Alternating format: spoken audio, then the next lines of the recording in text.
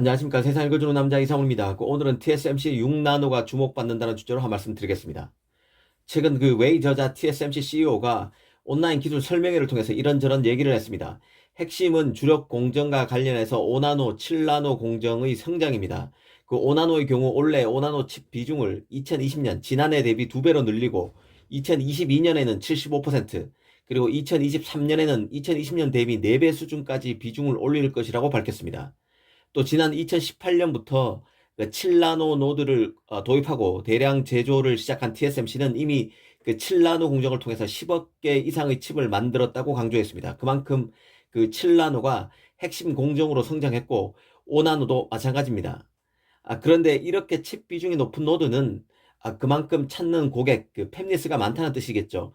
이 TSMC 5나노와 같은 경우 애플이 주력 고객사이고 7나노는 라이젠 CPU, 라데온 GPU를 만드는 AMD가 버티고 있습니다. 그런데 이번 발표에서 웨이 CEO가 강조한 부분이 또 있는데요. 바로 6나노입니다. 6나노의 비중이 늘어날 것임을 밝혔습니다. 6나노가 7나노 노드 변형에 대한 진화적인 설계라는 점을 강조했습니다.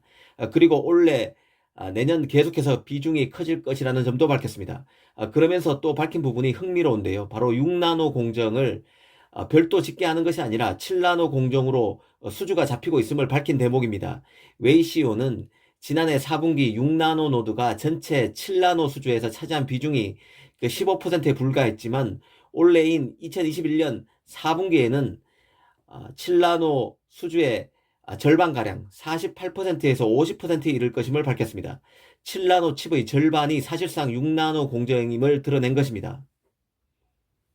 이 부분은 많은 것을 생각하게 만듭니다. 6나노는 주력 공정인 7나노와 5나노 사이에 낀 공정입니다. 이 7나노의 경우 모바일 AP와 CPU 등이 만들어지고 있습니다. 그리고 5나노를 통해서는 모바일 AP가 만들어지고 있고 CPU 같은 경우 애플 노트북에 들어가는 M1 칩이 만들어집니다. 그러다 보니 고객군이 극도로 몰려 있습니다. 이 사이에서 6나노의 존재감이 커지고 있다는 뜻입니다. 일전에 7나노 5나노 수요가 많아서 라인 운영이 빡빡하다는 것은 6나노와 4나노 공정의 활용 가능성을 덩달아 키우는 요인이 될 수 있음을 말씀드린 적이 있습니다. 이 파운드리 입장에서는 5나노 공정을 원하는 팹리스에 남아도는 라인이 없어서 물량을 받지 못하는 경우가 되면 6나노로 칩을 만드는 대신 가격을 조금 낮게 해주거나 아니면 4나노로 만들어서 칩 성능을 조금 좋게 해줄 테니 납품가를 조금 더 받는 식으로 팹리스와 협상해서 문제를 해결할 여지가 있습니다.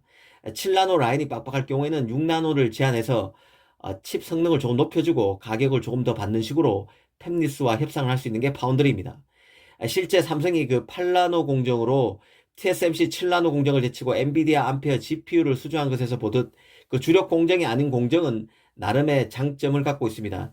이 삼성의 경우는 자신의 8나노를 이용하면 TSMC 7나노와 거의 같은 수준의 제조 기술을 싼 가격에 활용할 수 있음을 어필해서 엔비디아의 GPU를 따냈습니다.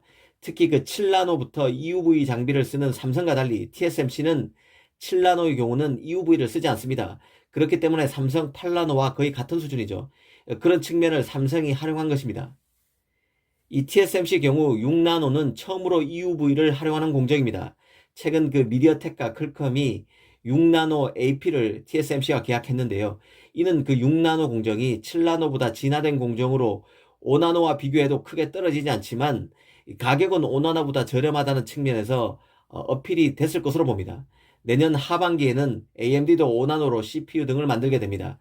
하지만 애플 등과 5나노 라인 확보 경쟁이 치열해지기 때문에 프로세서 공급에 어려움이 발생할 여지도 있습니다. 이런 점을 다 감안해서 TSMC가 6나노가 급한 김에 대안이 될 수 있다고 보고 6나노 공정을 키우고 있다는 생각도 듭니다. 이런 것을 염두에 두고 TSMC가 6나노를 키우고 있을 것으로 보는데요. 요즘 TSMC를 보면 기술 주도권을 계속 유지하기 위해서 엄청난 규모의 R&D에 나서고 있음을 알 수 있습니다. 이 건너뛰는 공정이 없을 정도인데요. 7나노, 6나노, 5나노, 4나노, 3나노, 2나노까지 모든 공정에 공을 들이고 있습니다. 그러다 보니 설비 증설에는 한계가 있을 수밖에 없습니다.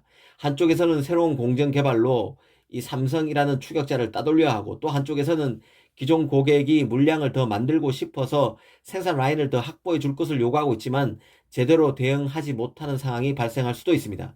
이런 환경에서 TSMC가 주력 공정 사이에 브릿지 공정에 대해서도 전략적 활용도를 높이기 위해서 머리를 쓰고 있다는 생각이 듭니다.